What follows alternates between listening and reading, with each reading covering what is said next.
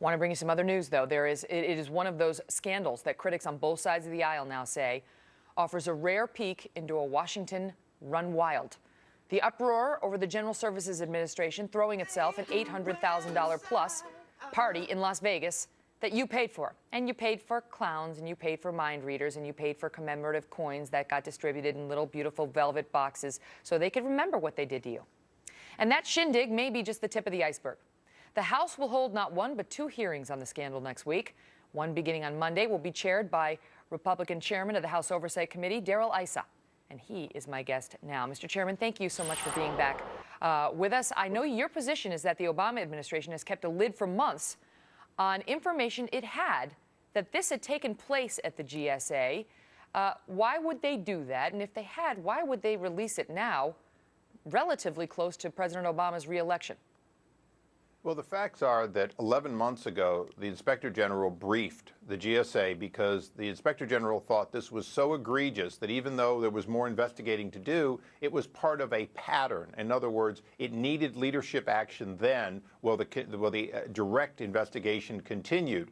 Now, on the eve of the IG's investigation coming out, the Obama administration leaked this to try to get as good a spin on it. And in fact, spin's what they've been doing. They've been talking about rising cost of this get-together over the Bush administration. Well, in fact, the IG doesn't have any such figures. GSA hasn't provided us any such figures.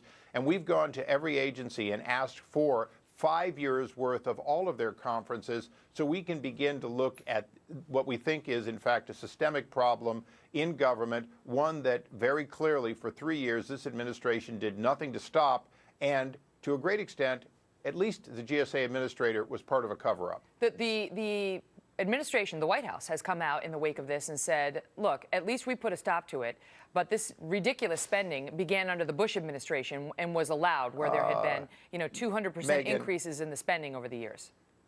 Megyn, first of all, those are unsupported facts, and this administration has lied before. I repeat, has lied before. They certainly lied in Fast and Furious. So until we see facts, we don't know it to be true. But we're taking for essentially taking them at their word and saying, okay, but that's like saying my big brother wrecked the car. Please give me the car keys to the new one. The truth is that for 3 years, this administration did not change this. These were line items that should have been scrubbed the way the president said. And for 11 months, the administrator knew about it and kept it from the public.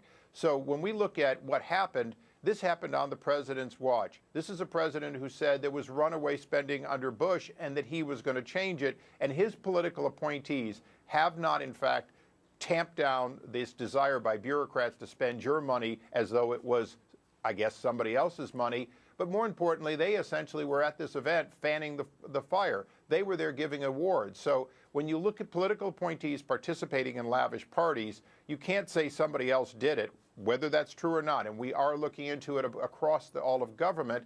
You have to look and say, it's been 3 years, political appointees were put in there for a reason. And one of those reasons was to safeguard the American people's money. They obviously didn't do it. So blame the bureaucrats, of course. Blame Bush, of course. But where is the acceptance of real responsibility? And to say 11 months after you were told of this, you took quick action, that's laughable by even Washington standards. The White House had been asked, what are you going to do to make sure this isn't happening at other agencies, right? Because you didn't know it was happening at GSA, supposedly. So what are you going to do to make sure it's not happening elsewhere? And the response was something to the effect of, well, there are a lot of agencies out there, but we've done what we can to stop it at GSA. Do you expect full cooperation from the White House and from the Democrats in connection with your investigation, in this sweeping investigation into all these federal agencies? Well, Megyn, taking it in reverse order, if for the first time in my year-plus chairmanship, we really do have the bipartisan support that I think we have from my ranking member, Elijah Cummings, then in fact we will get cooperation from the administration. But this has been one of the problems, is without a united front to say to administration that promised to be transparent and hasn't been, it's been very hard. We don't even have answers on subpoenas on Brian Terry's murder in Fast and Furious. So do we expect to get cooperation? Fortunately, the men and women of the Inspector Generals, the 12,000 people that work for us in partnership, they're doing their job and we're getting help. And this Inspector General is an example where there but for this IG, we wouldn't have been informed. And had the administration heeded an 11-month head start, we would be looking and saying it really has been fixed. But in fact, it hasn't been fixed. It was simply been not reported for 11 months.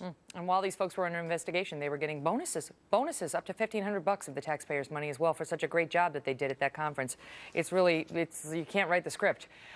Congressman Darrell Issa. No, you can't, Megyn. Mr. Chairman, thank you so much. We appreciate it. We understand you're under the weather today, so we appreciate you coming on while not feeling a little bit. well. I'm feeling better. Thank you, sir.